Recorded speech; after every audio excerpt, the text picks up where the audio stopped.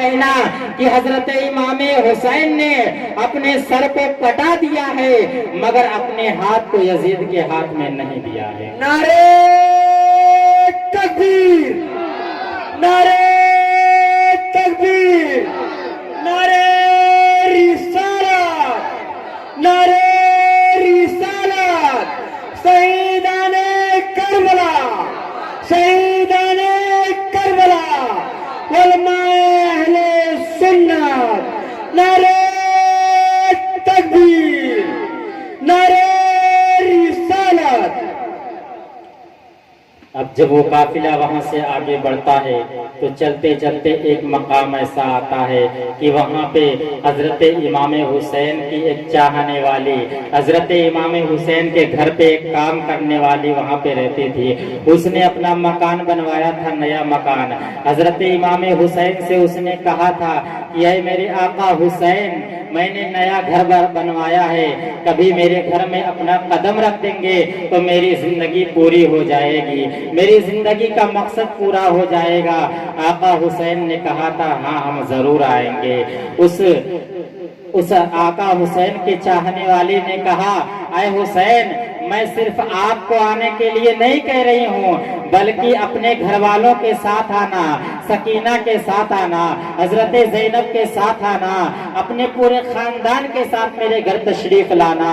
اسی عورت کا مکان اس راستے میں پڑتا ہے اور اب ان کوفیوں، ان یزیدیوں کو وہاں پہ رکنا ہے، وہاں پہ ٹھہرنا ہے۔ وہ اس مکان کے پاس پہنچتے ہیں اور آواز دیتے ہیں کیا کوئی گھر کے اندر ہے؟ وہ بی بی تو فوراً باہر آتی ہیں، کہتی ہیں ہاں بتائیے کیا بات ہے؟ کہا کہ ہم یہاں رات کے لیے ٹھہرنا چاہتے ہیں، رات رکنا چاہتے ہیں، ہم مسافر ہیں، ملک شام کی طرف جا رہے ہیں۔ اس بی بی نے کہا کہ ٹھیک ہے، میرا گھر بہت بڑا ہے، آپ لوگ یہیں رہ جائیں۔ اس کے بعد وہ یزیدی رک گئے اور بیویوں کو، حضرت زینب کو، حضرت سکینہ کو اور بیویوں کو باہر ٹھہرا دیا گیا۔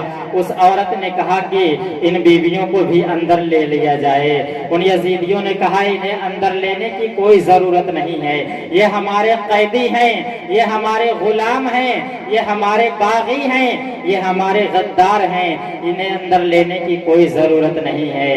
لیکن اس عورت نے کہا، آقا حسین کے ماننے والی نے کہا کہ نہیں نہیں، میرے آقا حسین نے کہا تھا اگر کوئی مہمان تمہارے دروازے پہ آئے، اگرچہ وہ تمہارا دشمن ہی کیوں نہ ہو، مگر تم اسے پانی ضرور پلانا، اگر بھوکا ہو تو کھانا ضرور کھلانا، اس کی عزت، اس کا احترام ضرور کرنا، یہ میرے آقا حسین نے کہا تھا۔ مگر اس عورت کو کیا معلوم تھا کہ یہ لٹا ہوا کنبہ، یہ لٹا ہوا قافلہ آقا حسین کا ہے، یہ کٹا ہوا سر آقا حسین کا ہے، یہ کٹا ہوا سر امام قاسم کا ہے، یہ کٹا ہوا سر علی اکبر کا ہے۔ اس عورت کو یہ معلوم تھا، اس لیے کہ حضرت امام حسین کے چہرے پہ مٹیاں لگی ہوئی تھی۔ اس کے بعد تمام لوگوں کو اس نے گھر کے اندر لے لیا، کھانا کھلایا اور کھانا لے جانے کے بعد جب اس نے حضرت زینب کے سامنے رکھا اور کہا کہ بی بی کھانا کیوں نہیں کھا رہی ہو؟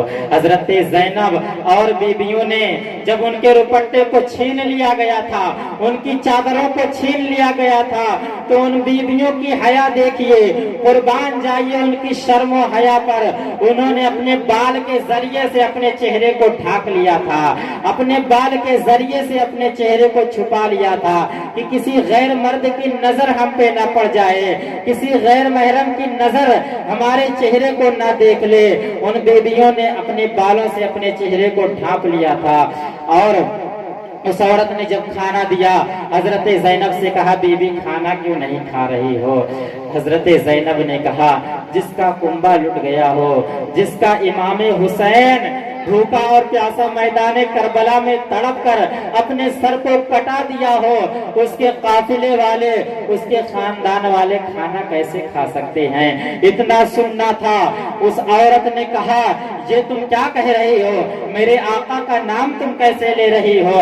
آقا میرے حسین تو میرے آقا ہیں، میں ان کے گھر پہ کام کیا کرتی تھی۔ زینب نے کہا اے عورت، اے بی بی، ہم انہیں کے خاندان خاندان کی لٹی ہوئی بیویاں ہیں، انہی کے خاندان کا لٹا ہوا یہ قافلہ ہے۔ حضرت امام حسین کو میدان کربلا میں شہید کر دیا گیا ہے، اور جو سر تم نیزے پہ دیکھ رہی ہو وہ سر کسی اور کا نہیں بلکہ امام حسین کا سر ہے۔ جب اتنا اس عورت نے سنا کہ فوراً بے ہوش ہو گئی، اس پہ پانی ڈالا گیا، ہوش میں آئی پھر بے ہوش ہو گئی۔ اس طرح سے اس عورت کے ساتھ ہوتا رہا۔ اس کے بعد کچھ دیر کے بعد پھر اسے ہوش میں لایا گیا۔ اس عورت نے کہا کہ میں نے امام حسین سے کہا تھا اے آقا حسین میرے گھر تشریف لانا، اگر آپ میرے گھر میں قدم رکھ دیں گے تو میرے جینے کی تمنا پوری ہو جائے گی، میری زندگی کی تمنا پوری ہو جائے گی۔ اب آقا حسین میرے گھر تشریف لے آئے ہیں، آقا حسین میرے گھر آ گئے ہیں، اب مجھے جینے کی کوئی ضرورت نہیں ہے، جینے کی کوئی تمنا نہیں ہے۔ اتنا کہنے کے بعد وہ عورت اس دنیا سے کوچ کر جاتی ہے، اس کی روح اللہ کی بارگاہ کی طرف پرواز کر جاتی ہے۔ یہ ہیں حسین کے ماننے والے جو حسین کی محبت میں اپنی جان دیتے چلے جا رہے ہیں۔ پھر وہ قافلہ اور آگے بڑھتا ہے، آگے بڑھنے کے بعد ایک منزل اور آتی ہے، ایک گرجا گھر آتا ہے۔ اس گرجا گھر کے بعد پھر انہیں ٹھہرنا ہے، رات ہو چکی ہے، رات کا سناٹا ہے۔ انہوں نے کہا، اس گرجا گھر کے پجاری سے کہا کہ ہمیں یہاں رکنا ہے، اس نے بھی رکنے کی اجازت دے دی اور کہا کہ ان سروں کو مجھے دے دیا جائے، اس لیے کہ جب اس نے ان سروں کو دیکھا ہے تلوار کے اوپر نیزے پہ دیکھا تو اسے ان سروں میں ان چہروں میں کچھ چمک نظر آئی، تو اس نے کہا ان سروں کو مجھے دے دیا جائے۔ اس نے ان سروں کو لے لیا، اس چہرے کی مٹی کو صاف کیا، اچھے سے دھلا گیا، ان سروں کو رکھ کر وہ دیکھتا رہا۔ اور اس پادری نے اپنی پرانی کتابوں کو اٹھایا ہے اور جو اپنی کتابوں کو کھولا ہے تو کیا دیکھتا ہے کہ حسین نبی کے بارے میں جو لکھا تھا کہ نبی آخری نبی کا ایک نواسہ ایسا آئے گا جسے میدان کربلا میں شہید کیا جائے گا اور اسی راستے سے ہوتے ہوئے ملک شام کی طرف جائے گا، اس کے سر کو لے جایا جائے گا اور اس ملک شام سے پہلے اس گرجا گھر کے پاس ان کے سروں کو رکھا جائے گا۔ اس کتاب کے ذریعے سے اس چہرے کو، امام حسین کی آنکھوں کو امام حسین کے چہرے کے نقشے کو ملاتا ہے۔ اتنا دیکھنے کے بعد کہتا ہے یہ تو اسی نبی کے نواسے کا چہرہ ہے، یہ تو اسی نبی کے نواسے کا چہرہ ہے کہ جنہیں آخر الزماں کہا گیا ہے، جنہیں آخری نبی کہا گیا ہے، جن کے صدقے میں یہ دنیا بنائی گئی ہے، جن کے صدقے میں دین کو بنایا گیا ہے، یہ تو اسی نبی کے نواسے کا سر ہے۔ اتنا کہنے کے بعد اس نے کہا کہ اے یزیدیوں اس سر کو مجھے دے دو۔ یزیدیوں نے کہا کہ نہیں، یہ سر ہم تمہیں نہیں دے سکتے، یہ سر ہم اپنے آقا ابن زیاد کے پاس لے جا رہے ہیں۔ اس پادری نے کہا کہ ٹھیک ہے، میں رات میں اس سر کی زیارت کرنا چاہتا ہوں۔ اس پادری نے اس سر کو ایک تشتری میں رکھا اور رات بھر اس کی زیارت کرتا رہا، رات بھر اس چہرے کو دیکھتا رہا، اس چہرے سے نور نکلتا رہا اور آدھی رات جانے کے بعد اس پادری نے دیکھا کہ آسمان کی طرف سے ایک روشنی آتی ہے اور امام حسین کے سر سے ٹکرا جاتی ہے۔ اتنا دیکھنے کے بعد اس پادری نے دل میں یہ سوچا کہ جب اس سر کا یہ عالم ہے تو ذرا سوچئے کہ حسین کے جب تن سلامت ہوں گے تو اس تن کا کیا حال رہا ہوگا۔ اتنا کہنے کے بعد اس پادری نے کلمہ پڑھ لیا اور اسلام میں داخل ہو گیا۔ یہ ہے حسین کی شان جو شہادت کے بعد بھی لوگوں کو کلمہ پڑھاتے جا رہے ہیں۔ حضرت امام حسین کے سر کو ملک شام جب لے جایا گیا تو وہاں کیا ہوا آپ جانتے ہیں۔ ملک شام میں جب لوگ داخل ہوئے تو ملک شام کا یہ حال تھا کہ لوگ بہت ہی خوش تھے बड़े खुश नजर आ रहे थे कि आज एक बागी को कत्ल कर दिया गया है, एक बागी को शहीद कर दिया गया है। लोग अपने छतों पे चढ़ गए। लोग अपने छतों पर चढ़ने के बाद खुशी के नगारे बजाने लगे, तबले बजने लगे, ढोल और ताशे बजाए जाने लगे।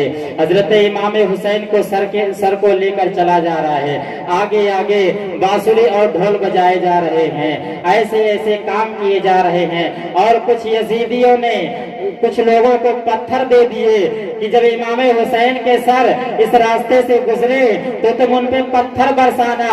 मेरे दोस्तों सोचिए, इमाम हुसैन का सर कट गया, उसके बाद भी ये यजीदी जफाकार इमाम हुसैन के सर की बेहुरमती कर रहे हैं, इमाम हुसैन के कुंबे की बेहुरमती कर रहे हैं। अब मुल्क शाम पहुंचकर जब यजीद के बारगाह में यजीद के सामने उस सर को पेश किया गया तो उसने कहा, ऐ इमाम हुसैन, मैंने तुझसे कहा था कि मेरी बैयत कबूल कर ले, मेरे हाथ में अपने हाथ को दे दे तो तेरी जान बच जाएगी। और इमाम हुसैन के उन लबों पर उसने छड़ी से मारा जिन लबों को कभी नबी पाक सल्लल्लाहु अलैहि वसल्लम चूमा करते थे। कुछ दिन तक, चंद दिनों तक हजरत इमाम हुसैन के काफिले को वहाँ कैदी बनाकर रखा गया। उसके बाद उन्हें फिर आज़ाद कर दिया गया। आज़ाद होने के बाद जब वो मदीना के करीब पहुँचे तो क्या देखा कि मदीना की सरहद पर लोग खड़े हैं, अश्कबार है और मदीना के लोग रो रहे हैं कि हजरत इमाम हुसैन का लुटा हुआ काफिला आ रहा है, हजरत इमाम हुसैन का लुटा हुआ खानदान आ रहा है। एक मदीना के लोग एक पहली बार इतना रोए थे जब आका अलैहिस्सलाम का विसाल हुआ था, और दूसरी बार फिर उसी तरह वो रोए जब हजरत इमाम हुसैन का काफिला करबला से लुटकर मदीना आया। उसके बाद फरमाया जाता है कि ज़ैनुल आबिदीन जब मदीना आए, करबला के बाद ज़ैनुल आबिदीन कभी मुस्कुराए नहीं, ज़ैनुल आबिदीन कभी हंसे नहीं, उनके लबों से कभी मुस्कुराहट नहीं आई।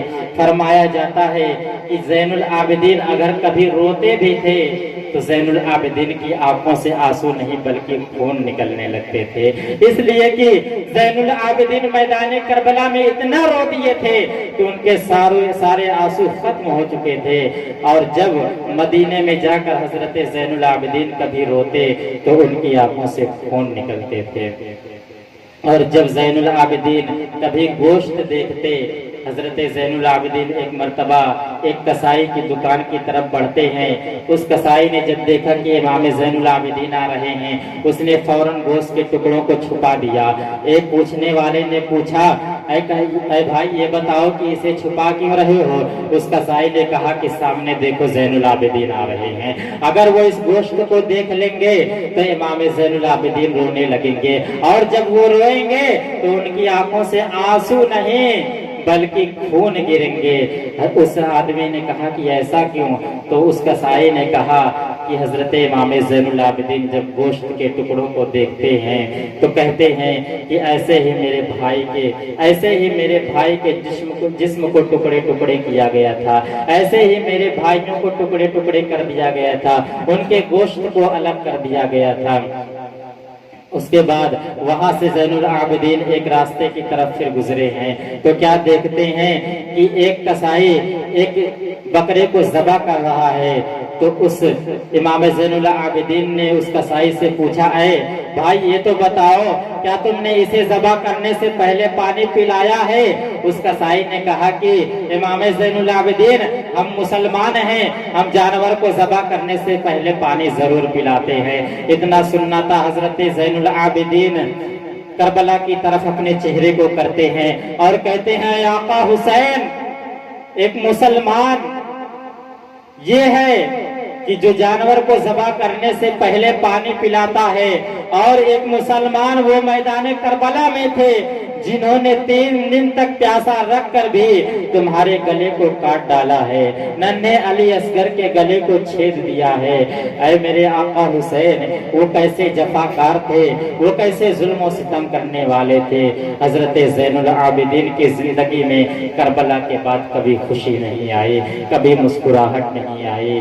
اے میرے دوستوں، محرم الحرام شریف اگر آتا ہے تو اپنی برکتیں اور رحمتیں لے کر آتا ہے۔ وہ ہمیں یہ پیغام دیتا ہے کہ اے میرے دوستوں، یہ میدان کربلا جو تمہیں یاد دلایا جا رہا ہے، یہ کوئی کھیل تماشا نہیں ہے، کھیلنے اور کودنے کی جگہ نہیں ہے، بلکہ میدان کربلا ایک ایسی جگہ ہے جہاں سے اسلام کو حضرت امام حسین نے زندگی دی تھی، اور جاتے جاتے اپنے نانا کے امتیوں کو یہ پیغام دے دیا تھا کہ اے میرے نانا کے امتیوں، کسی بھی حال میں رہنا، کہیں بھی رہنا، مگر سجدے کو کبھی مت چھوڑنا، سجدے کو کبھی مت بھولنا۔ میرے دوستوں، حضرت امام حسین کی شہادت کو یاد کیا جائے، ان کے نام سے قرآن مقدس پڑھا جائے، ان کے نام سے میلاد کرایا جائے، ان کے نام سے صدقات و خیرات کیا جائے، ان کے نام سے جو کچھ بھی ہو سکے نیک اعمال کیا جائے، نیک کام کیا جائے۔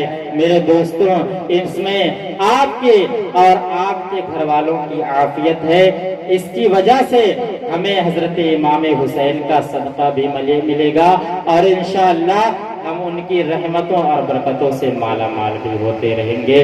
اسی پہ میں اپنی گفتگو کو ختم کرتا ہوں۔ طوفان نوح لانے سے اے چشم فائدہ، دو بود ہی کافی ہے اگر کچھ اثر کرے۔ استغفر اللہ ربی من کل ذنب واتوب الیہ وما علینا الا البلاغ۔ السلام علیکم ورحمۃ اللہ۔